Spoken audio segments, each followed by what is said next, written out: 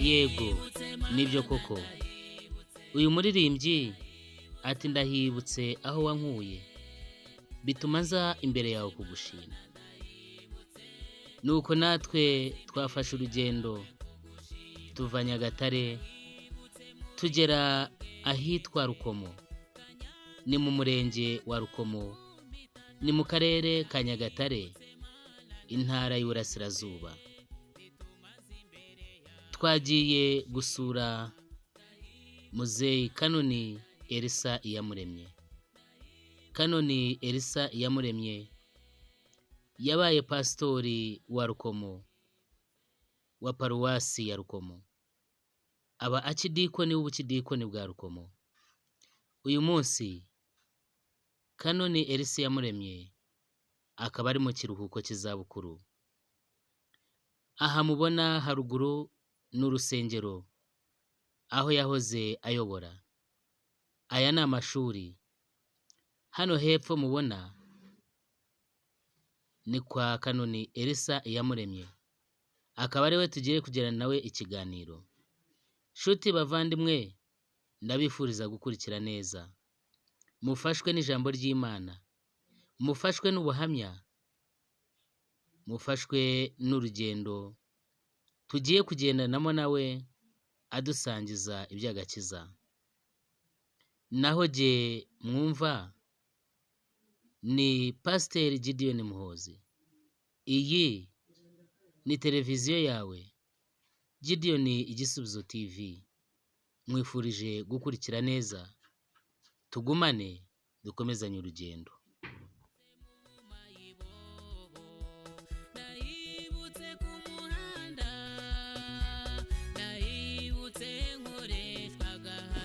Shuti bavandimwe abadukurikiye mwese, twongeye kubasuhuza mu izina rya Yesu abakurikiye Gideon Igisubizo TV.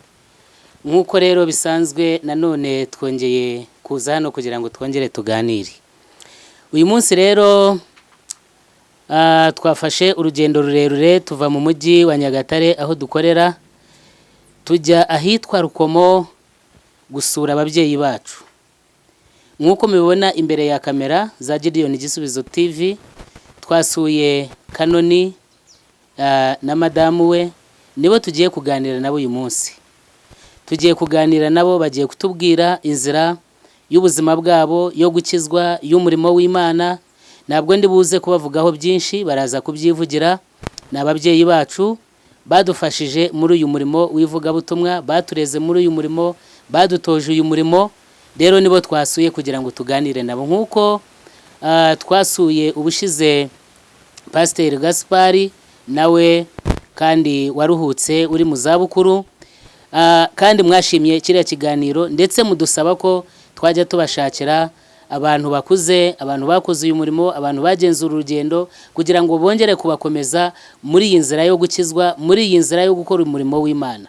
Rero tugiye gusenga nk'uko bisanzwe cyangwa dusanzwe tubikora mbere y'uko dutangira ibiganiro byacu, hanyuma tubakire, tubahe ikaze, hanyuma batuganirize. Kadusenge. Mana Data wa twese wo mu ijuru, uri Imana ishobora byose kandi uri Imana idukunda.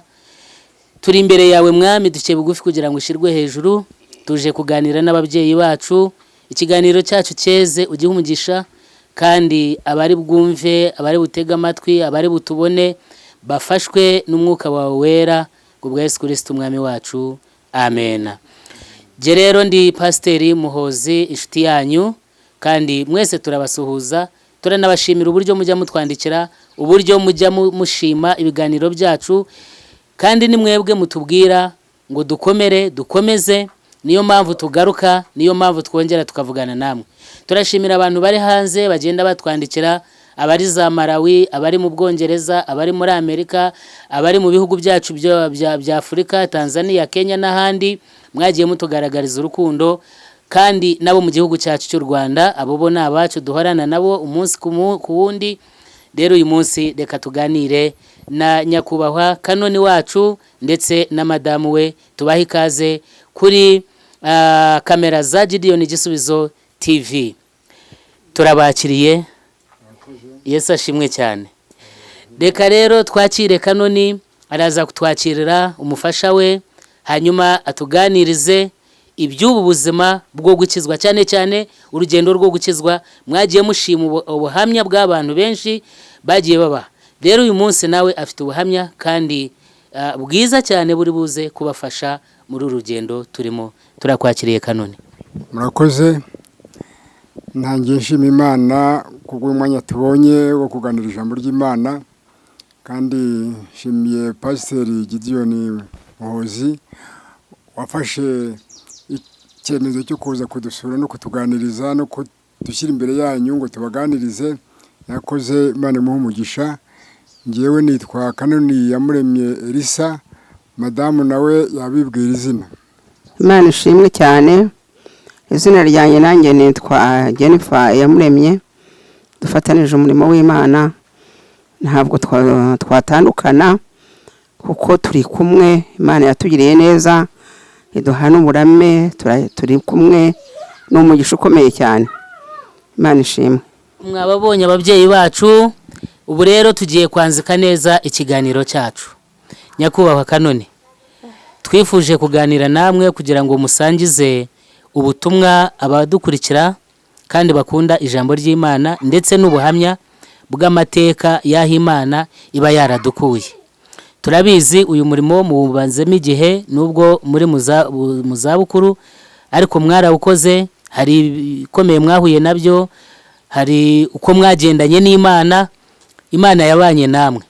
Rero turagira ngo mudusangize mu by'ukuri ubuhamya bwanyu ndetse n'ubw'uyu murimo no gukomeza abakiwurimo kugira ngo bakomeze. Uyu mwanya ni uwanyu. Murakoze. Murakoze.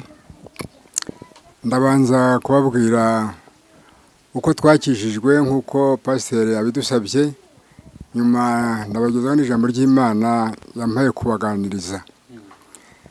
Ubundi njyewe navukiye muri Kongo, muri zone ya Masisi, ariko nkurira Ibyumba ahari muri komine Kinyami. Uyu munsi ni mu karere ka Gicumbi.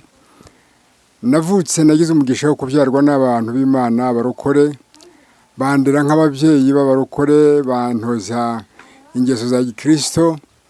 Ariko maze gukura ngenda isi igenda inkurura, kugeza ubwo nagiye kwiga i Kigali.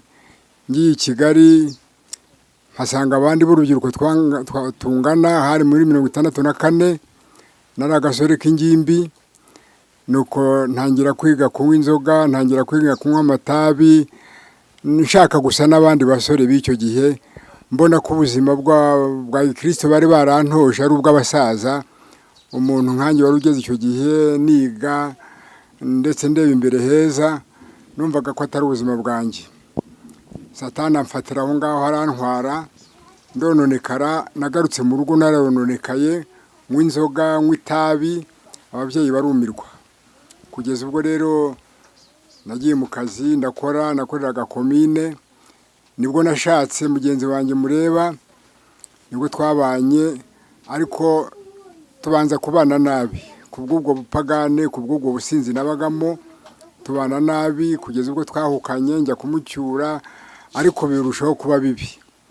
Hanyuma tuza kugira umugisha muri 71. Ibyo nitaga ngo ni iby'abasaza n'abakecuru. Mbona abanyeshuri bigaga Bigahini, umwe yitwa Kayijuka Emmanuel, undi ni Karugenge Samuel, undi yari Gatanaze Emmanuel, ubu yaratashye. Nuko bazi iwacu rero mu kiruhuko mu kwezi kwa 7 muri 71, buzuye umwuka wera, baraturirimbira indirimbo nziza zo zirimo umwuka, batubwiriza ijambo ry'Imana. Amagambo bombi uko ari batatu bavuze ntabwo nzayibagirwa, yanyiyanditse mu mutwe. Habanje Gatanaze Emmanuel aducira akagani k'impongo, yanze gukuraho amahembe kugira ngo zizabone uko zihungira mu mwobo wari hafi aho ngaho. Noneho kuko yanze, batwitse amashyamba, impongo irashya. Mugenzi wawe wari yaciye amahembe hungira mu mwobo, ni naho havuye wa mugani ngo agapfa kaburiye n'impongo. Ubwo ashaka kutubwira ko duhora tuburirwa ariko tukanga. Nuko ubwo natwe yatwerekaga ko iherezo ryacu nitutahunga tuzashya. Noneho Kayijuka nawe atubwira agatekerezo k'umwana wari mu rugo wenyine atwika inzu. Atwitse inzu ajya mu nzu yitwikira igitebo kandi hejuru inzu ishya. Kubw'umugisha habonye ababyeyi barahuriye n'abandi bantu baraza bamukuramo ntiyahiramo. Ubwo yashaka kutwigisha ko natwe Gehinomu ngo nitwe twikongeza kandi ko amaherezo tutarebye nayo twazayihiramo, kandi atumenyesha ko hari umutabazi Yesu Kristo witeguye kudutabara ngo tuvane mu nzira iri gushya ariyo iyi si. Hanyuma uwaherutse wavuze ubutumwa ni Samuel Karugenge. Samuel Karugenge yatugishije mu gitabo cya Ezekiyeli igice cya 18 umurongo wa 21, umurongo uvuga ngo umunyabyaha nava mu byaha bye agahindukira agakora ibyo gukiranuka nk'uko biri mu mategeko azakiza ubugingo bwe. Ni ijambo nk'abangirikani twebwe duhora dusoma buri munsi buri cyumweru, ariko abantu nari nararigize nayo numva ko ari ibyo abapasiteri basoma gusa nta kindi. Ariko baratwigisha, baraturirimbira, turanezerwa. Hanyuma turasohoka, ntabwo nabyitayeho cyane kuko hari mama wacu wari wantumiye, yari afite inzoga kandi yagiraga inzoga zihiye. Nsohoka nigendera ngiye kunywa, ariko umwuka arankurikirana. Ngeze nko mu metero 300 numva ndatsinzwe rwose, mbona Gehinomu hafi yanjye, mbona ngiye kuzarimbuka kandi naraburiwe nk'uko bambwiye. Nuko nahagaze aho ngaho mu nzira ntaha, saba Imana imbabazi kandi ngisaba kuzandinda kugwa. Ndangije ndataha, ndetse ngeze mu nzira hari umuntu wari inshuti yanjye wajyaga ampa inzoga z'ubuki, arantangira ngo ajye kumpa inzoga, ndamuhakanira. Namubwira nti Yesu yankijije byarangiye, ntabwo nzongera kunywa inzoga. Ntabwo yashoboraga kubyumva, yarinze anasaza atageze no mu rusengero, ariko ashatse kumpata ndamucika ndagenda. Ngeze mu rugo mbwira mugenzi wanjye nti Yesu yankijije. Yatinze kubyumva kubera uko nari mumereye nabi cyane. Nabaga mu kabari nkataha nijoro, kandi nari namuhaye itegeko ngo ninkomanga rimwe ajya ahita akingura. Yatinze rero kubyumva kubw'izo mpamvu nuko twari tubanye, ariko abona nahindutse. Ndagenda mfata ibitabo kwa mama, papa we yaraherutse gusaza. Ndafata ibitabo ndasoma, ndaririmba, mpinduka mushya rwose. Hanyuma mu gitondo njya ku kazi. Ngeze ku kazi nta kindi navugaga, abo nasanze ku biro bya komine nababwiye nti Yesu yankijije. Kubabwira rero rwose byari umugani, nta bintu by'agakiza ntibyaherukaga muri icyo gice cy'iwacu, ndetse muri aho gace kari abakatolike gusa. Nababwira bakabona ndasa naho nasaze. Ntashye nanyuze ku makabari nanyweragamo njya kubasezeraho. Abo nari narambuye amafaranga, naba naranyweye amacupa nk'abiri nkishyura rimwe, aho nanyoye 3 nkishyura 2. Abo nashoboye kwibuka naragenda babwira nti mwakira amafaranga yanyu natwaye iki gihe n'iki, nanyoye amacupa 2 nishyura rimwe, nanyoye 3 nishyura 2, none nimwakira amafaranga yanyu ariko ntabwo nzagaruka. Barandeba bakabona ko rwose ari ibyo nikozwa ntazabishobora. Bamwe bakangurira bati n'ukuntu tukuzi ukundi inzoga koko uzazireka. N'ubu naziretse byarangiye. Bantega iminsi barategereza, ariko bageze aho barampeba. Muri iyo minsi rero shima Imana cyane, nakomeje kubana na madamu, musaba imbabazi, mwereka ko Yesu yankijije koko akibishidikanya.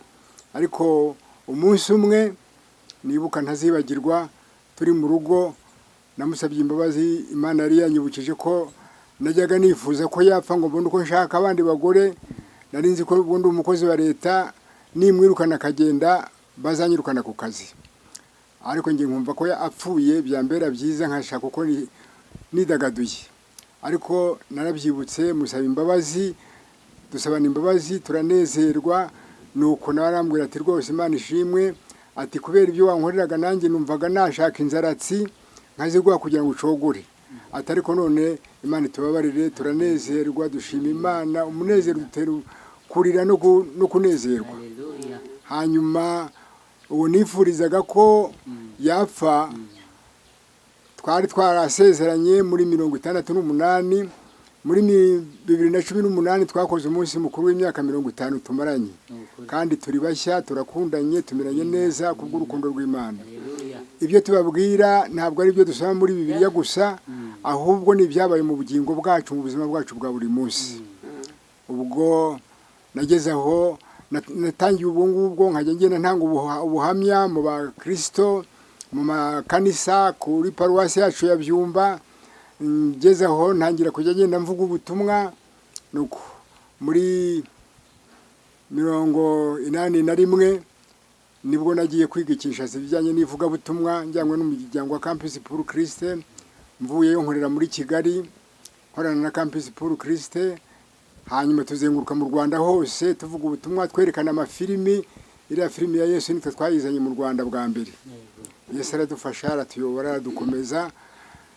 Nihuse cyane rero muri 93 Diocese ya Kibungo uvutse nibwo bampamagaye njya kuyobora ishami ry'ivugabutumwa muri Diocese ya Kibungo.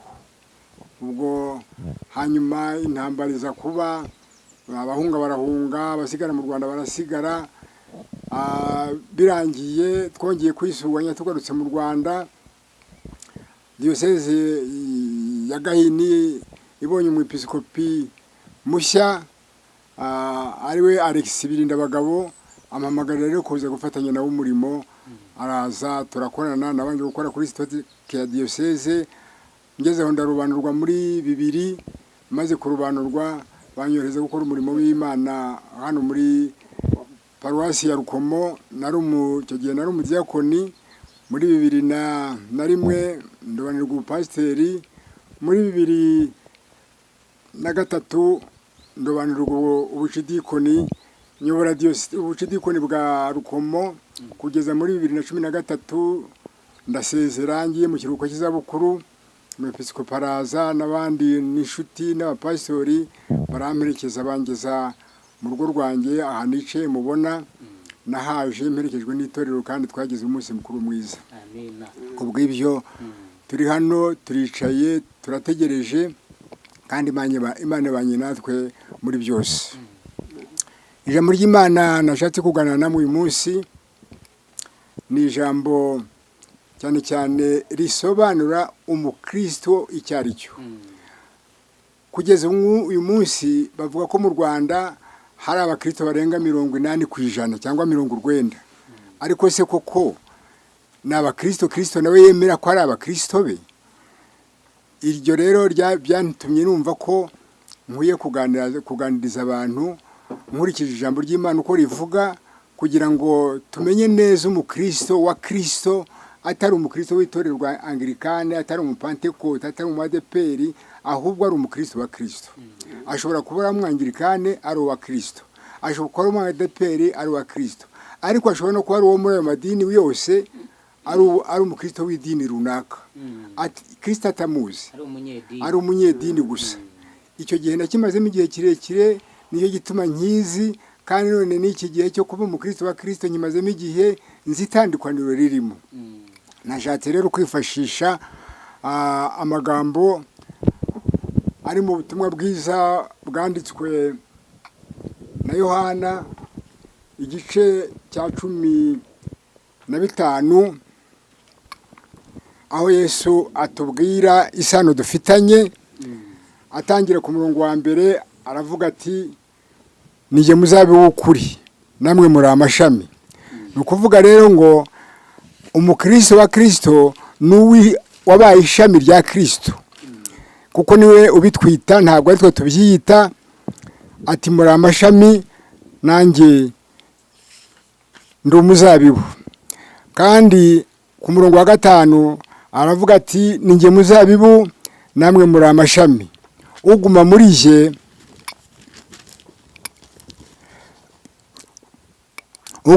je nanjye nkaguma muri we, uwo ni we wera imbuto nyinshi, kuko ari ntacyo mubasha gukora mutamfite. Ntabwo dushobora kuba abakristo tudafite Yesu.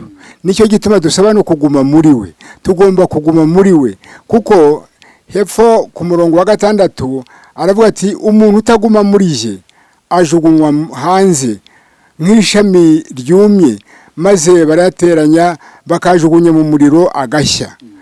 Umuntu rero utaguma muri Yesu ntabwo ari umukristo, abateganirijwe gushya. Abiyita abakristo rero cyangwa abamatorero yacu yagiye yita abakristo atari bo, bazakomeza babyitwe ntawe uzababuza, ariko amaherezo bazashya. Nicyo gituma uyu munsi nashatse ko tuganirira ijambo kugira ngo duhunge, nk'uko babandi bamburiye ngahunga, namwe ndababurira mu izina rya Yesu Kristo kugira ngo muhunge, mwe kwitwa icyo mutari cyo. Kwitwa icyo mutari cyo ntacyo bizabamarira. Uyu munsi bakubona nk'umukristo, yenda hari n'ibyo wageraho kuko uri umukristo, kuko wakujijwe no mu itorero ukagera ku ntambwe runaka, ukaba umupasiteri ndetse ukaba n'umwepiskopi, utari umukristo wa Kristo. Ariko amaherezo ngo ayo mashami barayateranya bakajugunya mu muriro ugashya. Ndahugura rero ndabinginga mu cyimbo cya Kristo kugira ngo muhunge umujinya uzatera. Kandi hepfo ku murongo wa 16 aravuga ati simwe mwantoranije, ahubwo ni jye wabatoranije, kandi mbashyiriraho kugira ngo mwere imbuto, mugende mwere imbuto, kandi imbuto zanyu zigumeho. Ntabwo tugomba gukomeza kumera nk'abandi ngo twibe, dusambane, dukora amarorerwa yose kandi twitirirwa Kristo. Noneho kandi dusomye mu rwandiko rw'Abakorinto rwa 2 igice cya 5 umurongo wa 17 aravuga ati, Pawulo aravuga ati umuntu wese yari muri Kristo Yesu aba ari icyaremwe gishya, ibya kera bishize dore byose babihindutse bishya. Umuntu uri muri Kristo Yesu niwe wa wundi Yesu yabwiye ngo ugume muri je nanjye ngume muri wowe. Ubu rero niwe mu Kristo. Iri zina umukristo mbere Yesu akiriho na nyuma yeho gato ntabwo ryari ririho, babitaga ngo n'ab'inzira ya Yesu. Noneho bamara igihe bitwa ab'inzira ya Yesu, ndetse n'igihe Sawuli abatambyi bari bamuhaye inzandiko zo kujya gufata abakristo, baravuga mu byakozwe n'intumwa igice cya 9 umurongo wa 2 ngo bamuha inzandiko ngo azishyire abakuru b'amasinagogi yose, noneho ngo bafate abantu b'inzira ya Yesu, bitwaga b'inzira ya Yesu. Noneho nyuma abakuru b'itorero bateranira mu Antiyokiya, bajya inama yo izina bahitamo bafata ryiza ribakwiriye, baravuga bati ridukwiriye nuko twaba abakristo. Kuva ubwo habaho abantu ba Kristo, natwe umunsi turi abakristo, uretse nyine ko hari abiyitirira ko ari abakristo ariko atarabi. None rero bavandimwe, reka tuba abakristo, tube ibyaremwe bishya. Umuntu uri muri Kristo nk'uko yavuze ngo mugume muri je, aba ari icyaremwe gishya. Aba icyaremwe gishya, ibya kera bigashira, ubusinzi bugashira, ubusambane bugashira, ubujura bugashira, ingeso mbi zose zigashira, kuko tujya turirimba ngo twari aba Satani turamwimura. Twaramwimuye rero, ukwiye kuba umukristo wimuye Satani. Kandi mu kubatizwa kwacu twebwe abangilikani turavuga, baratubaza ngo wimuye Satani n'ingeso ze zose, tukavuga ngo turamwimuye. Dukwiye kumwimura rero, atari mu magambo, atari mu kanwa gusa, ahubwo no mu bikorwa. Nashatse rero kwifashisha indirimbo y'108 kugira ngo idusobanurire neza rwose umuntu umukristo icyari cyo. Irabisa uramuhimbi w'iriya ndirimbo y'108 yarakoze, ayobowe n'umwuka, yarayiririmbye. Iriya ndirimbo ndayikunda cyane. Nashatse rero ko uyu munsi dufasha, ntabwo twari twibwiye ko tuyiririmba, ariko turabona igihe kitujyanye. Umuyobozi wacu atwemerera ko tuyiririmba, reka tuyiririmbe, abayizi tujyane. iravuga ngo njye ndi umukristo nzahora ndiwe mu bintu byose ngezeza gupfa. Njye ndi umukristo mpora mbihamya naho igihugu cyose cyanseka. Njye ndi umukristo wo mu mutima kuko ubu nsigaye nkunda Kristo. Icyatumye apfa yazize yewe nabuzwa n'iki kujya mukunda. Njye ndi umukristo umva ubwo buntu narakijijwe nkurwa mu byaha. Njye ndi umukristo naho naterwa n'ibyago nkaba no ku rugamba.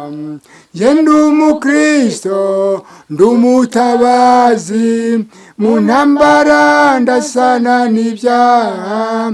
Mfite umugaba n'umwami Yesu nituba hamwe nzahoranesha. Njye ndi umukristo ndi umwimukira ndakomeje mu rugendo rwanjye. Ibyino mu isi ndabihinyuye sigaye nifuza ibyo mu ijuru. Njye ndi umukristo n'intumwa yacu iri mu ijuru ku Mana yacu. Nta nzara ibayo nta n'imiruho abaho bose baguwe neza. Njye ndi umukristo icyo ni ikintu gihumuriza umutima wanjye kinyibagiza n'ibyago byose nkumva nduhuwe n'umwami Yesu. Njye ndi umukristo uko ndi kose maze nintumirwa ngiye gupfa. Nzagira ibyishimo bitavugwa nzabona ihirwe ngiye mu ijuru. Nguwo rero umukristo ati njye ndi umukristo kandi nzahora ndiwe mu bintu byose kugeza gupfa.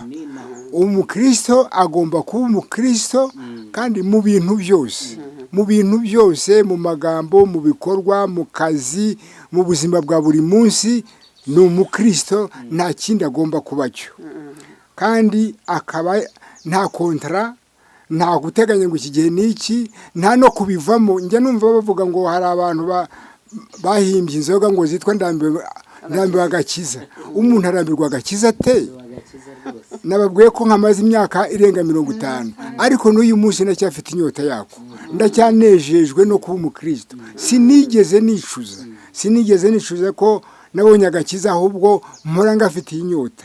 Kandi nzahora ndiwe, ndumva mbihamya, nzahora ndiwe kugeza gupfa. Ati njye ndi umukristo mpora mbihamya. Umukristo nuhamya ko ari umukristo. Hari abantu benshi bitwa abakristo nka 90% akaba atarigera avuga ngo ni umukristo. Ibyo ajyamo byose, ibyo yamushyiramo byose akabijyamo, ntagire ubwo avuga ati ariko genda umukristo sinabijyamo.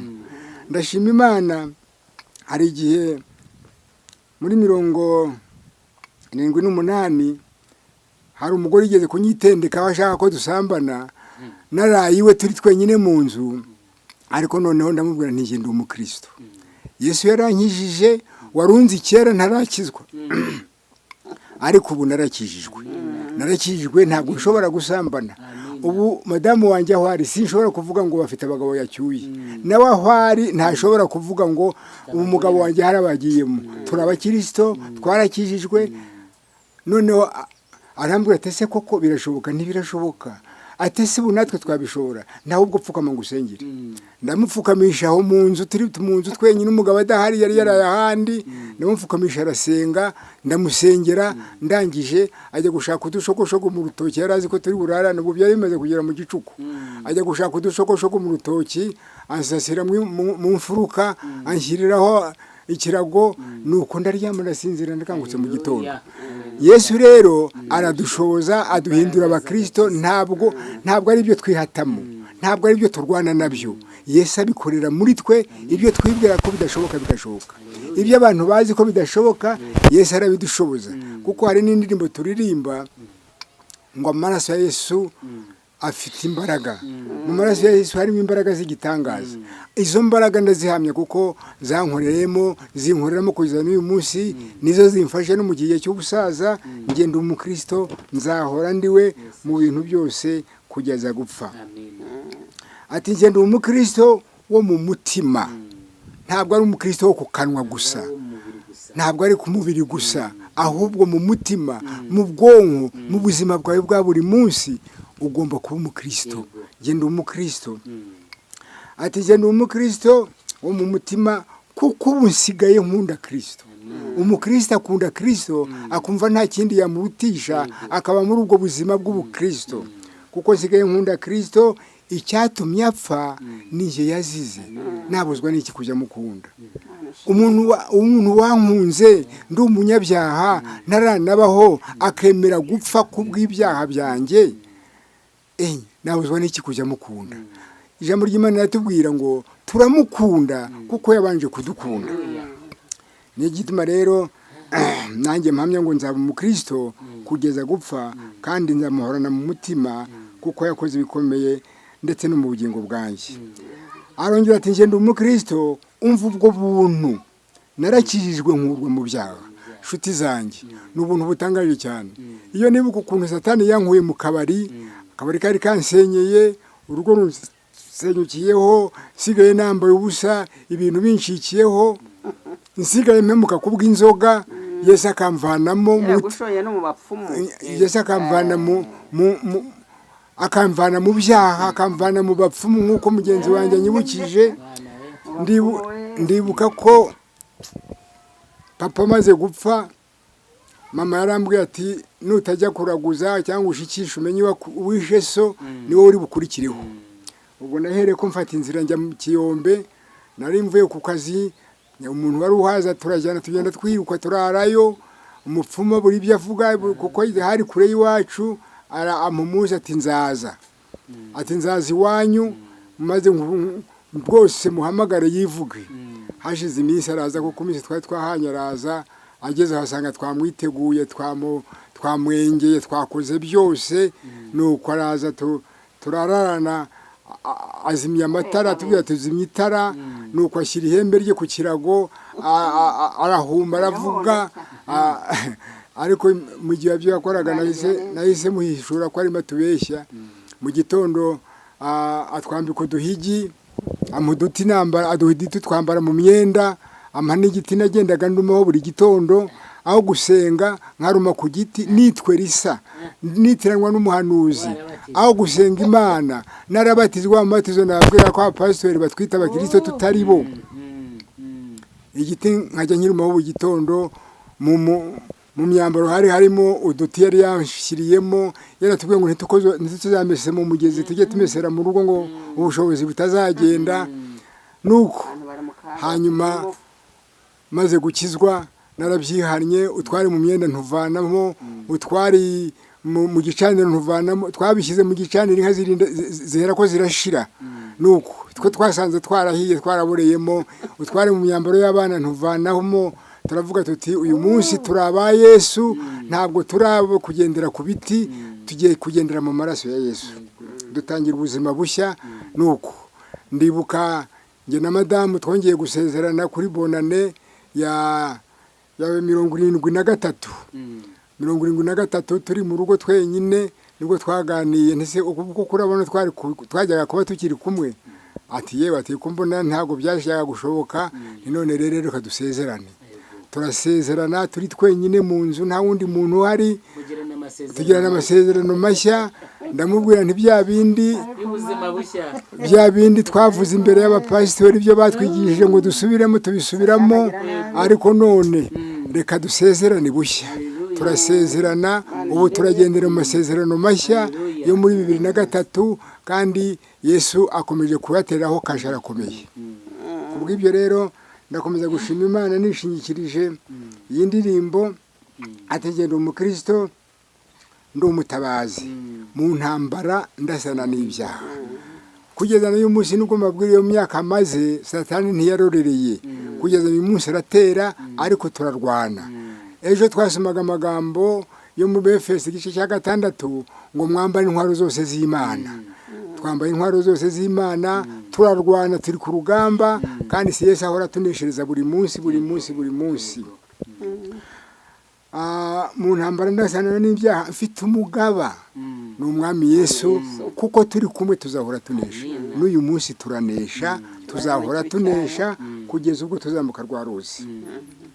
Ati genda umukristo ndi umwimukira kandi ndakomeje mu rugendo ndi umwimukira narimutse navuye kwa Satani navuye mu mudugudu w'irimbukiro nari ngiye kuzarimbukiramo mfata urugendo rw'Isiyoni ubundi mu rugendo rw'iwacu Siyoni muri cya gice cya 14 Yohana ati ngiye kubategurira hanyu mubo yagiye gutegurira ati hari amazu menshi nanjye inzu yangirimo ibyo byiringiro ndabifite ko inzu yangirimo yarayinteguriye ndakomeje mu rugendo nta cyansubiza inyuma ntacyo nasizeyo cyiza ibyo nasize nabisize mbizi mbirora n'uyu munsi njya mbirora mu Baheburayo ngo abatubanjirije ngo ntabwo ngo bajyaga bareba ibyiza biri imbere ngo bakita abashyitsi n'abimukira muri iyi si ngo iyo bishoboka baba barasubiye mu byo basize ngo ariko ntibabishaka uko bashaka gakondo nanjye ndashaka gakondo nziza iruta iyi si aho utazarwara. Yesu yankijije igifu muri 84 ariko uyu munsi ndwaye diabete mudamu wanjye arwaye hypertension. Muri iyi si nubwo wakiri indwara runaka ariko uyu mubiri turimo n'umubiri urwara n'isi yuzuye ibyago n'isi yuzuye umubabaro ariko dufite gakondo iri nziza iyo tuzaba Siyoni mu ijuru. Ndakomeje rero mu rugendo rwanjye ibyino mu isi ndabihinyuye kuko nsigaye nifuza ibyo mu ijuru.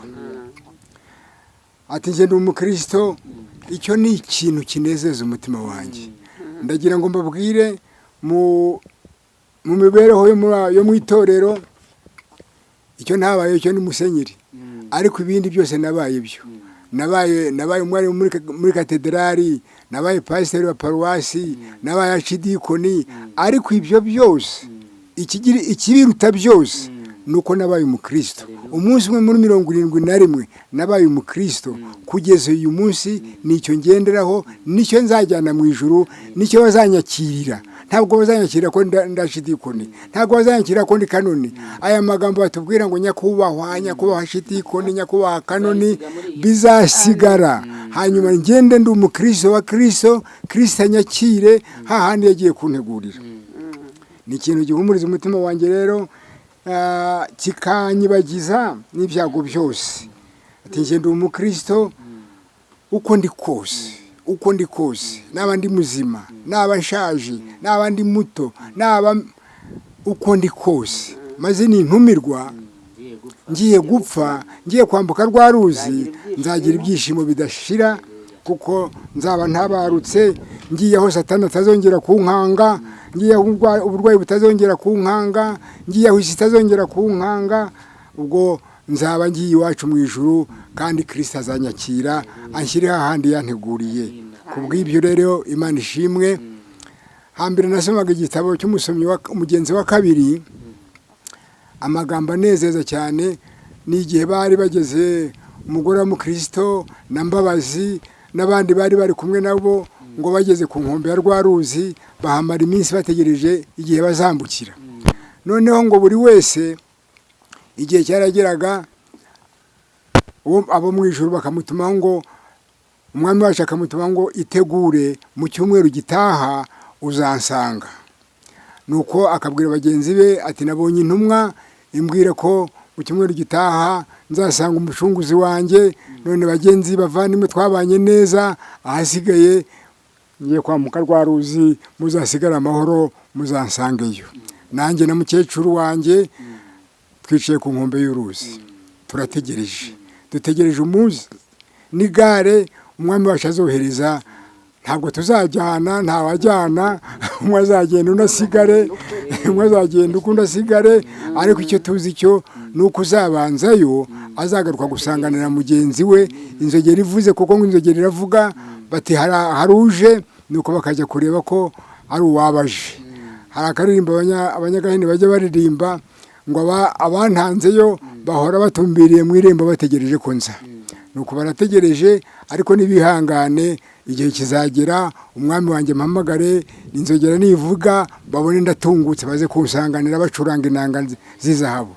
Nanjye rero cyangwa mukecuru hari uzafata inanga ajye gusanganira mugenzi we, twumvise ko aje. Hari abavandimwe bacu batubanjirije, hari inshuti zacu, hari abatubwirije ubutumwa batubanjirije, natwe bazatwakira cyangwa tuzabakira nitubatanga.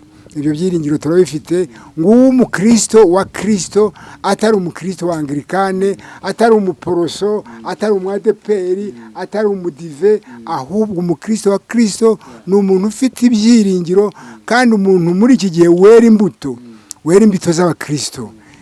Yohana abatiza yabwiye abantu ati, ninde wabwiye ngo umuzimu uzatera? Ati, noneho ni mwera imbuto zikwiriye abihannye. Bakristo bavandimwe, niba utera imbuto zikwiriye abihannye, niba utarigeze wakira Kristo, ntarirarenga. N'uyu munsi wamwakira ukaba umukristo wa Kristo, akaguha ibyiringiro, akakwezaho imyanda yose Satani yaguteje byinshi. Satani yo kukubwira ngo ntibishoboka, nanjye byarashobotse, nawe byashoboka. Hari indirimbo turimo ngo sigaraho kwizera guke na wa wundi yakizwa. Sawulo nawe yari umwanzi w'Imana, ariko Imana yaramwakiriye, yibagirwe ibibi byose yakoze, yibagirwa abo yishe b'abakristo, yibagirwa bayafatiraga ubusa, iramwakira imugira uwayo. Uyu munsi ahasigaye mbiki ikamba ry'ubugingo ritangirika, iry'Imana yabikiye abizera bose. Ubwo natwe nicyo dutegereje, nitwambuka tuzasigara dutegereje kwakirwa n'umucunguzi wacu, tuzigiye iwacu mu ijuru. Ijambo Imana yampaye kuganira namwe niryo, rwose muryakire nk'ijambo ry'Imana atari iryanjye. Ntabwo ari amakabya nkuru, ni ubuzima nabayemo, ni ubuzima, ntabwo ari ibyo nsoma mu gitabo, ahubwo yabaye ibitabo byandikwaga hakanditswe n'icyanjye, nk'uko hari inzandiko zanditswe na Pawulo. Yewe dufite byinshi twavuga. Imana ishimwe rero, murakoze, mwakira agakiza kabonerwa muri Kristo Yesu. Nicyo kizabafasha kuruta kuba abakristo, kuruta bidini gusa, kuruta kuba abapastori batagira Kristo. Kugira icyo ntacyo bizabamarira, ariko wakiriye Kristo byakufasha muri ubu buzima, bikazagufasha no mu gihe ubuzima uzabuvuyemo. Imana ishimwe cyane. Inshuti bavandimwe, dushimiye Imana kubw'ijambo ryiza. Namwe mwese abarikurikiye ni muryakire kandi ribabere inkomezi. Dusigaranye iminota itarenze 10, ariko muri iyi minota dusigaranye nagira ngo munyemerere twakire na mukecuru nawe muri iyi minota mike isigaye aduha ubuhamya. Nk'uko Canon yabivuze, bafite byinshi tuzongera tuganire nabo, tuzongera dutegura undi mwanya. Ariko nanone nitwavana umukecuru nawe atabahaye ubuhamya kugira ngo mwumve ibyo Canon yavugaga, na mukecuru arabishimangira. Imana iguhe umugisha. Imana ishimwe. Ndashima Imana cyane, ibyo umutwara avuze byarabaye koko. Ngewe mu mibereho yanjye navutse ndi ikinege, ntagira uwo nkurikira, mva mu nda ya mama ndi ikinege.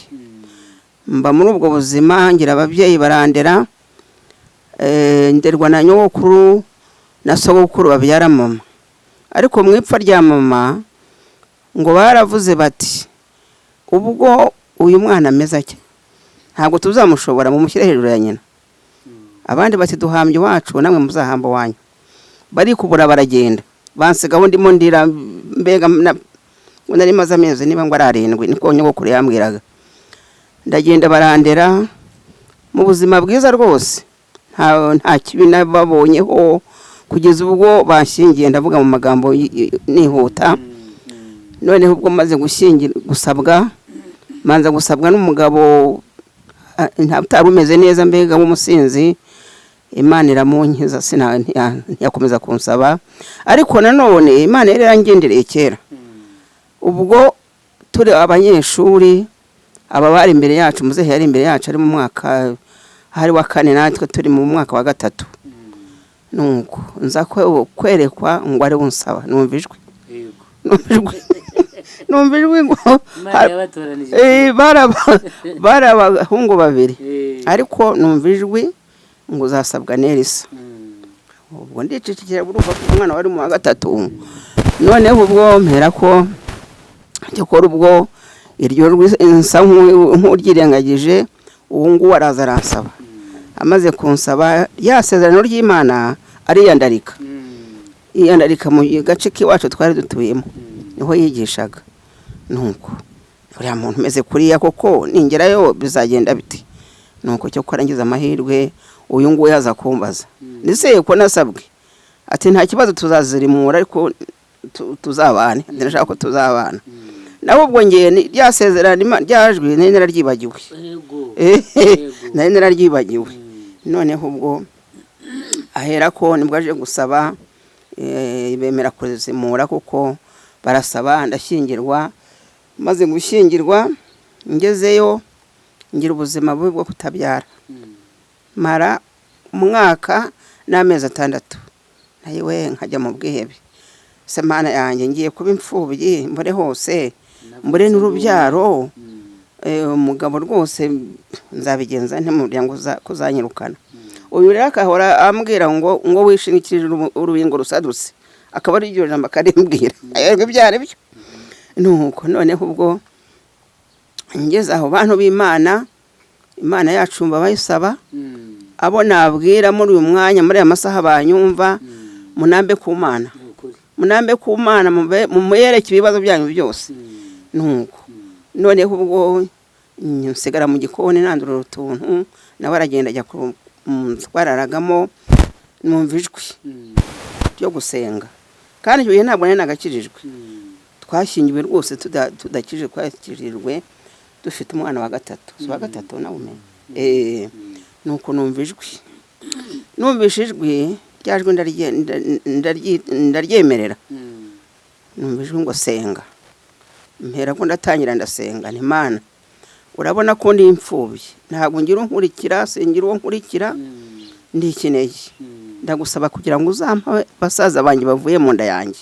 Urumva ko nasabye? Ni basaza banjye bavuye mu nda yanjye, barumuna banjye bavuye mu nda yanjye, ndabagusabye. Ndagusaba kera ku bibero. Ndagusaba iribere wampaye uzampa umwana wo kuryonka.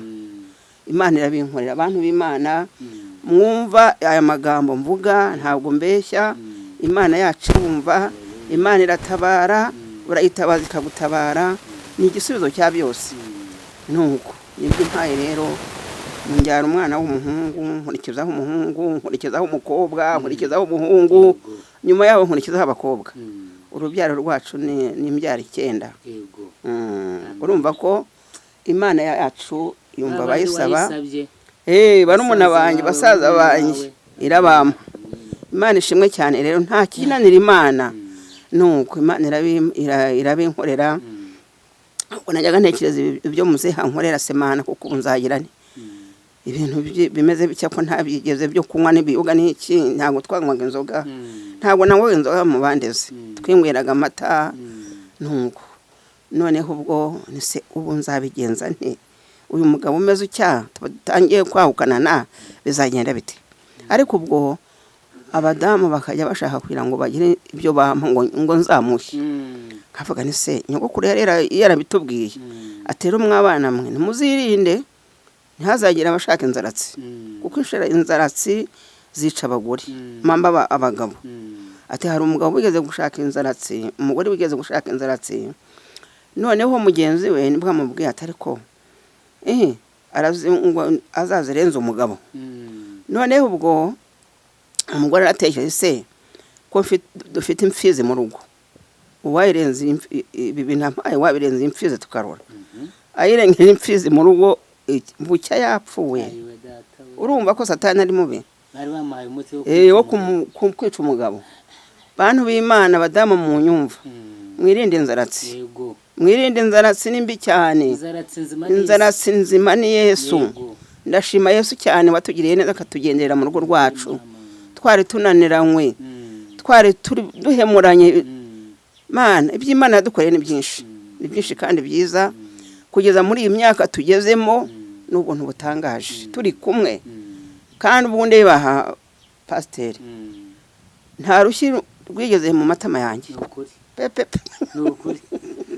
Imana yarandinze pe nta rushyi yarazaga nyine yagatongana nk'uko bakambwira nk'ijambo ribiri nkomeretsa ariko nta rushyi Imana yari yarandinze Imana yari yarandinze amatama yanjye ni mazima Imana ishimwe cyane wari ufite isezerano nuko kwahukana ntabwo yigeze nkubita ibindi twapfuye bindi ngeze aho nireka nigendere ariko ntabwo yigeze akubita abana urushyi rwe ngo akubite yari muri aya matama ndashima Imana n'Imana yandinze kuva kera kugeza kuri uyu munsi icyubahiro n'ikibi cy'Imana Imana ishimwe cyane bene data wanyumva kubona Yesu nibyo giciro nkunda kuririmba iyo ndimo ngo kubona Yesu nibyo by'igiciro ubuntu butangaje ndashima Yesu watugiriye neza akatugenera mu rugo rwacu igihe byari bikomeye Imana ikampa urubyaro maze no kubyara birakomereza bimera bityo kuko yakirijwe dufite abana 3 urumva ko no kubyara nta mahoro nene mfite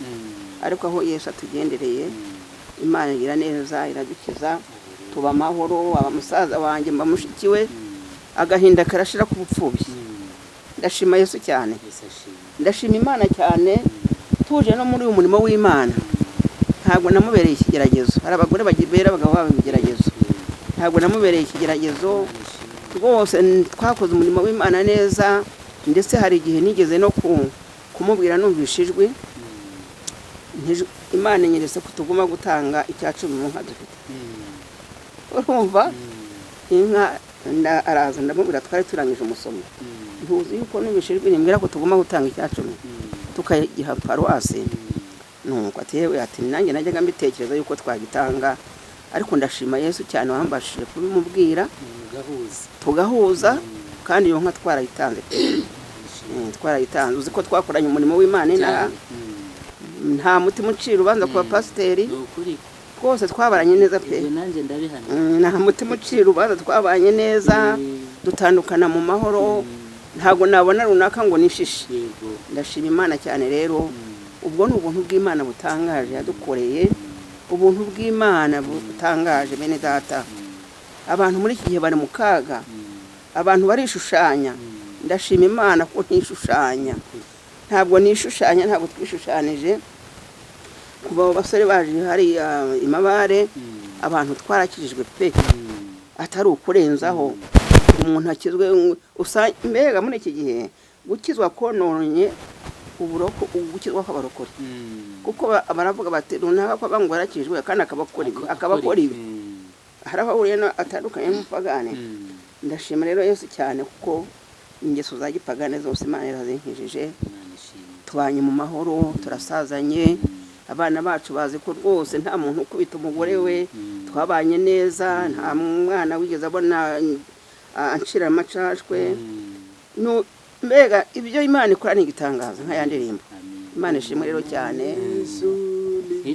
iby'igiciro kubona Yesu nibyo by'igiciro kubona Yesu nibyo by'igiciro ntabwo nzasubira inyuma kutamubona nibyo by'igihombo kutamubona nibyo by'igihombo kutamubona nibyo by'igihombo ntabwo nzasubira inyuma amina Imana ishimwe yego Yesu ashimwe cyane icyubahiro rwose mbega ibintu byiza abadukurikiye mbega ikiganiro kiryoheye amatwi n'amaso ese wowe udukurikiye wowe utubona wowe utwumva hari icyo wizemo mu ijambo ry'Imana Canon yatugejejeho mu buhamya yatugejejeho mu buhamya mama yatugejejeho yemwe mwaba mama mwe muri hirya no hino mutubona mudukurikira umunsi ku wundi wizemo iki abashaka inzaratsi ngo mugiye gutsirika abagabo banyu mwumvise uyu mugore cyamubayeho bahaye inzaratsi akazirenza imfizi aho kugira ngo azirenze umugabo nk'uko bamubwiye bugacya imfizi yapfuye. Iyo azirenze umugabo biba byaragenze bite? Nshuti zacu rero, inzara nzima ni Yesu. Rero turimo turegera umusozo w'ikiganiro cyacu. Nshuti bavandimwe, ndagira ngo mbasomere imirongo 2 muri Bibiliya nkurikije ijambo ry'Imana batugejejeho ndetse n'ubuhamya bwa bene data. Hari ijambo Canon yatubwiye rikomeye cyane, aratubwira ngo mbese, aratubaza ngo mbese uri umunyedini, uri umunyetorero, ese waba warakiriye Yesu cyangwa uramwitirirwa gusa? Hano mu butumwa bwiza bwanditswe na Yohana igice cya mbere guhera ku murongo wa 10 haravuga ngo yari mu isi ndetse niwe wayiremye, nyamara ab'isi ntibamumenya. Yaje mu bye ariko abe ntibamwemera. Murongo wa 12, icyakora abamwemeye bose bakizera izina rye yabahaye ubushobozi bwo kuba abana b'Imana. Haleluya. Niyo mirongo nashakaga. Murumva itandukaniro bene data? Hari ukuba muri iyi si harimo abantu babiri. Harimo abantu b'Imana, hakabamo n'abana b'Imana. Nshuti yacu rero, icyo twakwifuriza wowe twumva, twakwifuriza ko waba umwana w'Imana, ukaba umwana w'Imana nyakuri, ngo abamwemeye bakizera izina rye yabahaye ubushobozi bwo kuba abana b'Imana. Ntabwo yabahaye ubushobozi bwo kwitwa abana b'Imana, oya, ahubwo kuba abana b'Imana. Urugero, ushobora kuba ufite abana mu rugo 5 cyangwa 6, ariko muri 6 ufite ukaba ufitemo 2 b'abakozi, ukaba ufitemo umukozi uteka, ukaba ufitemo umukozi uragira. Umuntu aje mu rugo rwawe ntabwo byamworohera kubatandukanya ngo avuge ngo abasabawe cyangwa abanabawe. Nubwo umuntu yaturuka hariya akavuga ati aba bose n'abana bawe 6, ukabyemera uti n'abana banjye, ariko wowe mu mutima wawe uzi ko hari abitirirwa abana bawe ariko atari abana bawe. Yesu rero icyo ashaka, arashaka ko duhabwa ubushobozi bwo kuba abana b'Imana nyakuri. Rero nshuti zacu, ikiganiro cyacu tugishoreje hano. Hari ikintu cyantangaje cyane. 71 Canon nibwo yatubwiye ko yakiriye agakiza, sibyo nyakubahwa? Ntaravuka.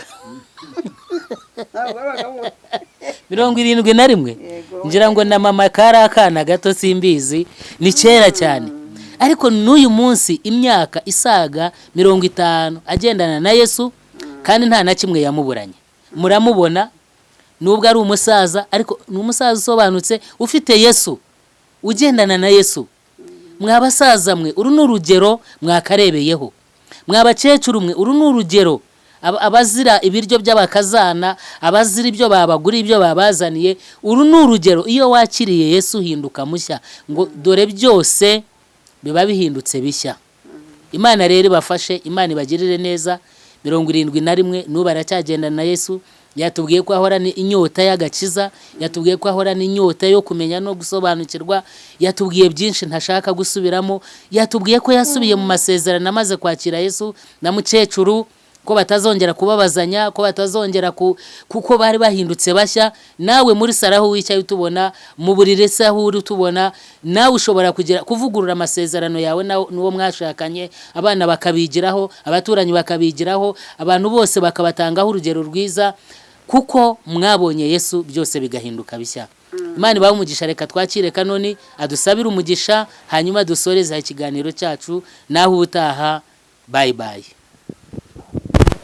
Kadusenga. Imana, Mwami Imana yacu, tugushimiye aka kanya keza duhaye ko kuganira no guhana ubuhamya no kuvuga ibyo Yesu akora.